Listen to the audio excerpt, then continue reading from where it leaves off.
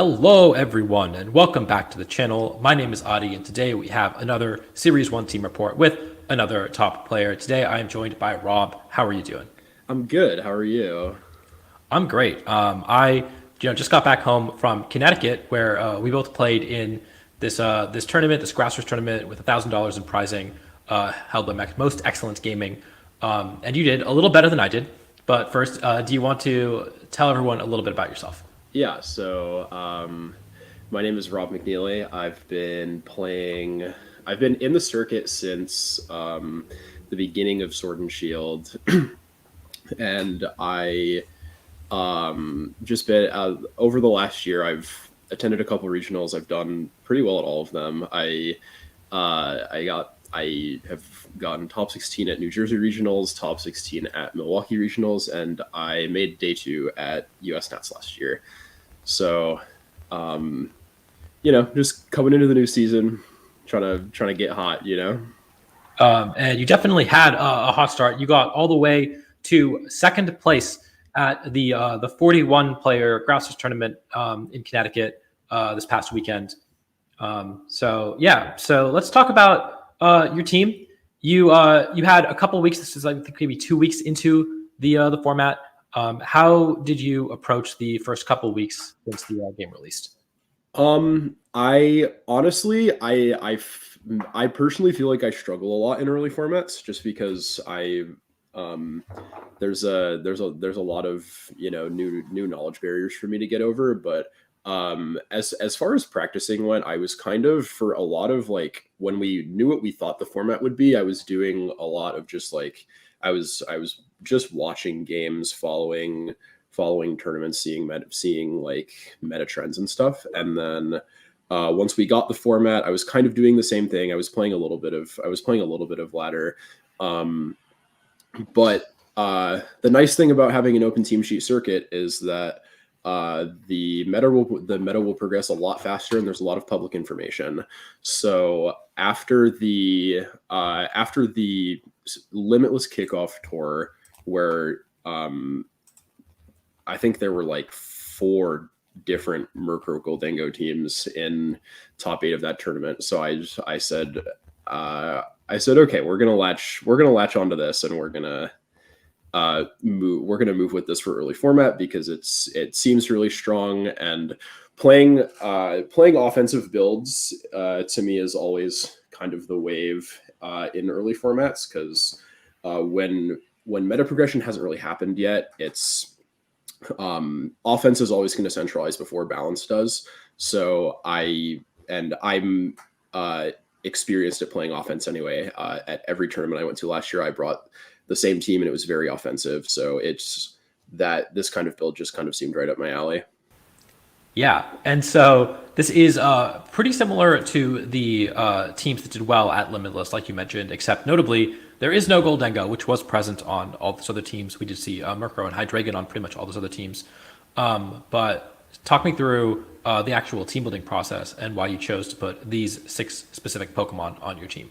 Yeah, so I started with I started with a Goldango build actually. I was playing something pretty close to um the the public Japanese Murkrow Goldango build with like Braylon, Markanine, Garchomp in the last three slots, and I was playing that at first. And uh the Braylon felt really good to me, but I was um my obstacle with this was just I was looking for ways to be positive and like not feel like I'm walking on eggshells in the mirror.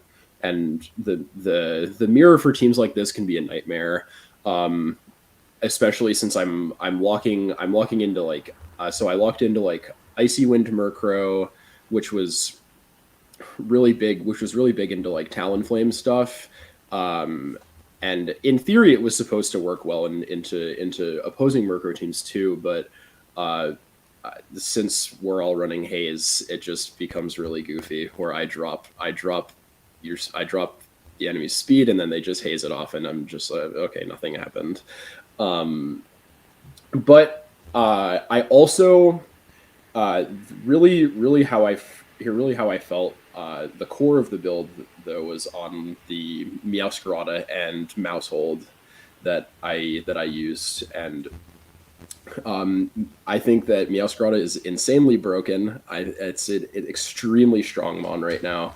Um, it forces a lot. It forces a lot of defense. This choice band set, especially, because Terragrass choice band Flower Trick is threatening to deal 80% to resists, um, and also just taking a lot of control with knock and getting rid of opposing items is really strong. It can really be like a one mon matchup into things like Dondozo, and I used it to like really big effect in the mirror too.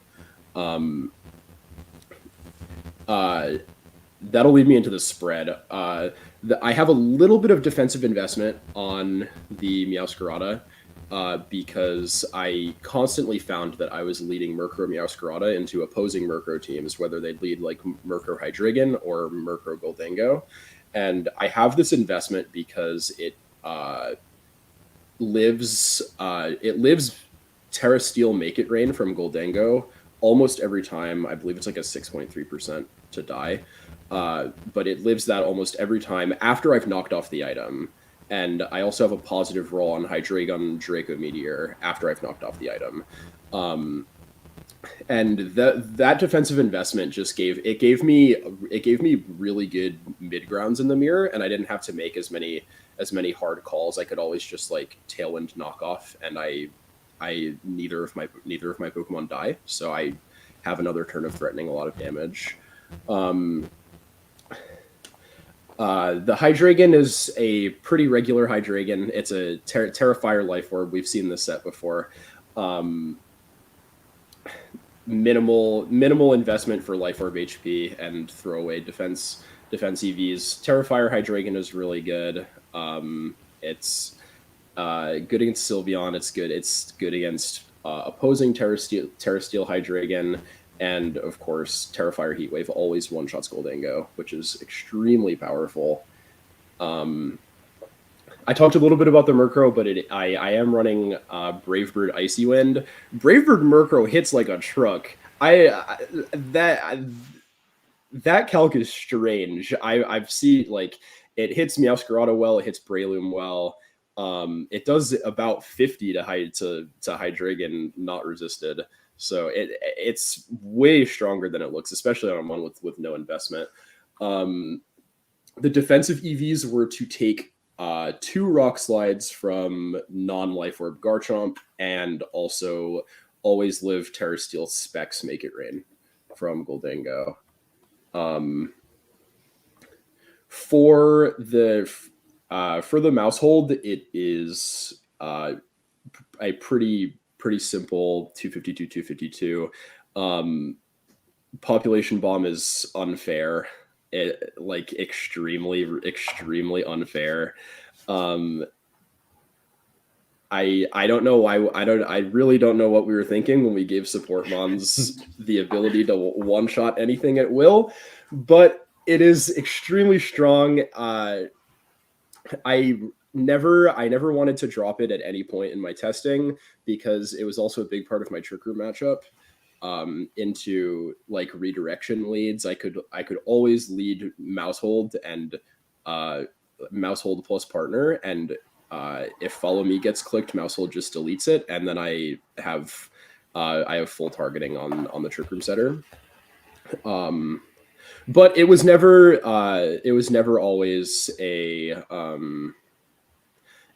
always a catch-all with like fake out trick room leads and stuff as well. So that will lead me into the giraffe. The giraffe is my 1-1 trick room matchup, and that's how I felt like the meta was progressing. After the Limitless tour, is a lot of people were centralizing trick room builds because um, these Murkrow builds tend to really struggle if Trick Room ever goes up. So I just wanted to run. I wanted to run a set that would deny Trick Room, and it would also it would also be functional if Trick Room ever happened to go up. Uh, the spread is just a slider spread. I didn't really think too hard about the bulk. It's modest jump point in special attack, and um, I'm Terrifier Terra Blast because I feel like on special normal types like this, there's really no reason not to run it because you're getting stab anyway. And then I have Psychic Trick Room Prison. Um, this set is very silly. It's just like Trick Room builds really can't do anything against this right now. The Terrifier, you're resisting your Torkels, your Armor Rouges, your Sylveons, and then Psychic is also hitting things like Annihilate for 80%. So and Farigiraf is also A, immune to Rage Fist, B, it has higher HP than Annihilate as well. So if I was ever in a spot where the Annihilate would try to Final Gambit and trade with me, the Giraffe doesn't even die. So I always get my denial there. So I felt really good about that slot. Armor Tail as well for fringe things like Extreme Speed Dragonite, Jet Punch, Palafin, and stuff like that. Didn't really come up in the tournament, but in my head, I was thinking that these strong priority attackers that bypass the amount of speed control I have I have on the team would cause a lot of problems, especially because I'm so frail. All of these mons will die if you blow on them. So I felt really good about Armor Tail on this team as well. Finally, the Garchomp. I had Goldengo in this slot initially, and the reason why I ended up dropping the Goldengo from the initial build is I just felt like I wasn't using it. I felt like I wasn't using it much, or I felt like I wasn't using it well. When I brought it, it would do what I want it to, but for something that seemed like such a central part of the original build, I felt like I wasn't using it enough. And I think that's also a byproduct of after the Limitless tour, where Goldengo is like #1 in usage. I think everybody is over prepping for it too. So people are running three steel resists per team, and they're just trying to make it really, really hard for you to bring them on in matchups. So I just decided to drop it for Garchomp, because Garchomp still let me beat opposing Goldengo, and having speed advantage into Hydreigon and other base 100s was really nice. And I was Lumberry as well, as my makeshift Amoonguss matchup, because the night before the tournament I realized that I have no Spore immunities and no Taunt. So I was like, if I ever play Amoonguss in this tournament, I might lose. So I locked in Garchomp for that, and it ended up working really well. Yeah, that was definitely I think the scariest part of our matchup, where I couldn't support the Garchomp like I wanted to. Yeah. And so that definitely came in clutch. I guess a couple questions about your sets. You are running Aya Papa Berry on Farigiraf without a Citrus Berry on the team. Is there a reason for that? No. I thought that like there was really no difference, right? Like to me the amount of HP recovered is like like I don't really know how to explain it, but to me mathematically, like on this Pokemon specifically, it was like identical. It could have been Citrus. I didn't really the Giraffe is the worst mod on the team. Just to be clear, I bring it to the least games, but in the games that I brought it to, I never even popped the berry. I think I popped the berry once. So I guess in that manner, Citrus may have been more applicable, just because if it's not activating, then I don't have an item. So there was probably more cases where Citrus Berry would have activated more, but in my head when I was building the team, I didn't really see a massive difference. And I guess the only thing I really can say about it is that if I get Final Gambited by Annihilate, I'm healing more HP. That's about all I got. But Yeah, I think either berry would have been perfectly fine. Yeah, no, the final gambit thing definitely makes a lot of sense. Uh, if that's the primary use case, especially in trick room teams where final gambit annihilate is really common, then it makes sense to live that and live another attack potentially, whereas citrus might not let you do that. And then with respect to Meowscarada, you of course do have two abilities. You have Protean and you have Overgrow that you can choose between. Did you ever? Why did you choose to run Protean over Overgrow? I think Protean on I like Protean on Choice Band and I like Overgrow on Sash. I think it just makes a lot of sense. The Sash Meowscaradas end up just running their stabs anyway, and like maybe a U-turn. But Protean was actually I found Protean to be really nice. Because Meowscarada can run a lot of moves. And the I found that the defensive advantage of locking into Flower Trigger knockoff and shedding your other type, um, you're losing weaknesses in the process. So I felt pretty good about like clicking Flower Trick in front of Sylveon because suddenly I can't die to Hyper Voice. And I also felt good about clicking like knockoff and sucker punch in front of like say like a Terrafire Hydreigon or like an Arcanine or an Armarouge because I'm shedding my grass type and suddenly I'm not weak to them anymore.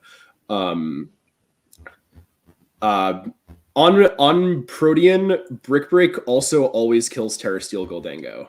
So getting the stab there is really important. And I didn't click Brick Break very much.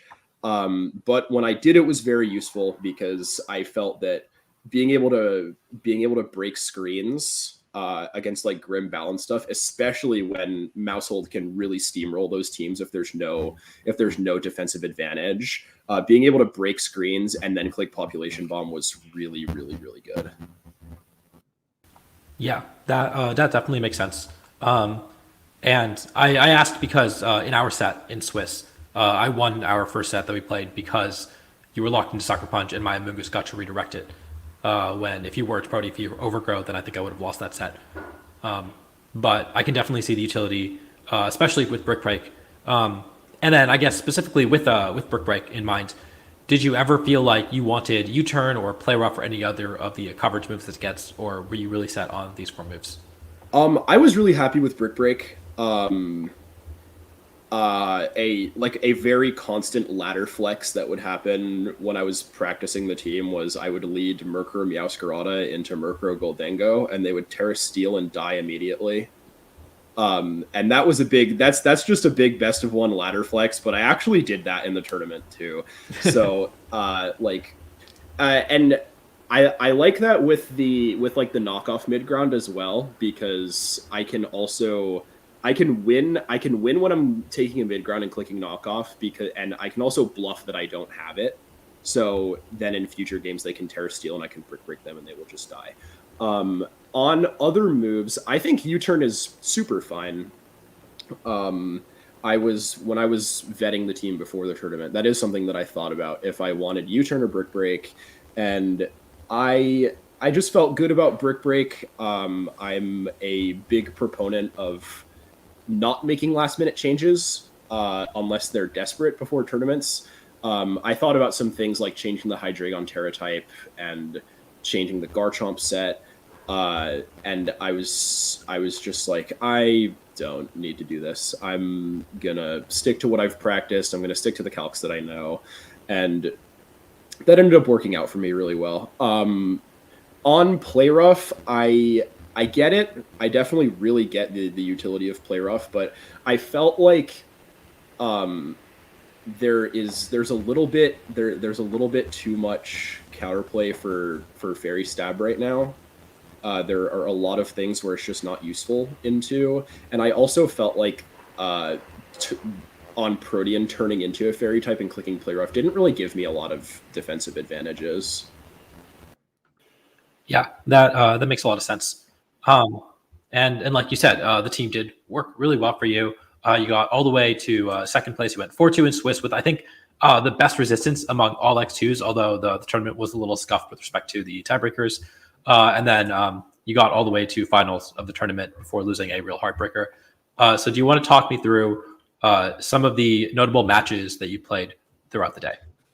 Yeah. So, yeah, as you said, I had unbelievable resistance going into Top Cut. There were some tournament structure issues with seeding, but I think my resistance was out of the 6 rounds we played. I think I had four. I had like three X2s, an X1, and an XO because I played U in Swiss as well.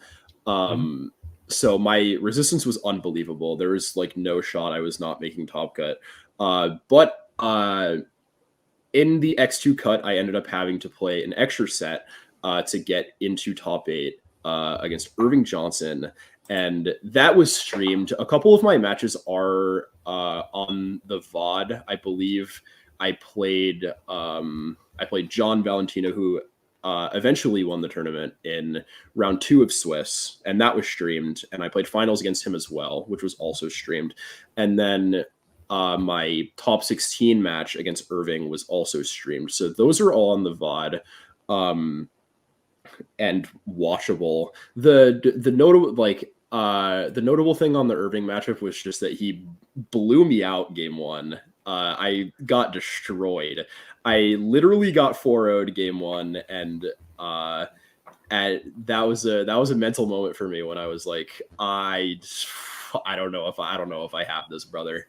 But it ended up working out, and then I played you in top 8 as well, which was a rematch from round 6 of Swiss. Um, and Mhm. that and our 2 sets that we played went a lot differently. Yep. I felt like in our Swiss match, I was playing really, really carefully, without having information. But we played an open sheet top cut, which is notable, and I think helped me a lot, because one of the risks to running Maushold and using it in a lot of matchups is. When you don't have information, you are worrying about a random Rocky helmet on one of these mons. And against your team specifically, I was very terrified of it, because I was like, there could be a Rocky helmet on this Corviknight. There could be a Rocky helmet on Corv or Amoonguss, and you have a Garchomp. So I was very careful with my usage of that Pokemon. And then once I had the extra information from the open sheet, I felt like I had a lot more freedom to just kind of click buttons and just make offensive plays. And Mhm. through that, I think Maushold Meowscarada ended up breaking down your defense. Yeah, absolutely. I mean, our Swiss game was super close. It was a really tight best of 3. I had a lot of fun playing that one. Top Cut did not have nearly as much fun.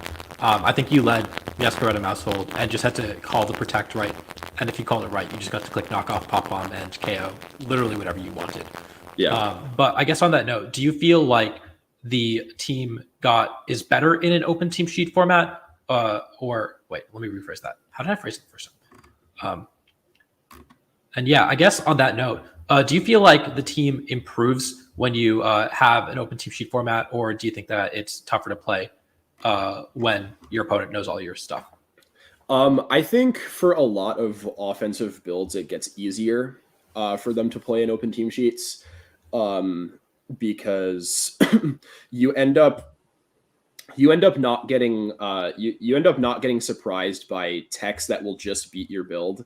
So in closed team sheet environments, like dealing with things like that is, it's kind of like, if they have this, I lose the game, and then you lose a game and you move on and you're down a game in closed team sheet, which sucks. Um, and there's a lot less room for error. But I feel like when I have the information on my opponent, and I'm not playing carefully around potential uh, defensive text that may or may not exist. There's a lot more margin for error, and it gives me a lot more freedom to just play offensively. Where I feel like the other way around, if you're looking at this open team sheet, there's not really, I don't really feel like there's anything out of the ordinary on an offense build like this. I'm running pretty standard sets aside from like the ICU and Murkrow. So I feel like having open information will give me, the offense player, a bigger advantage than my opponent.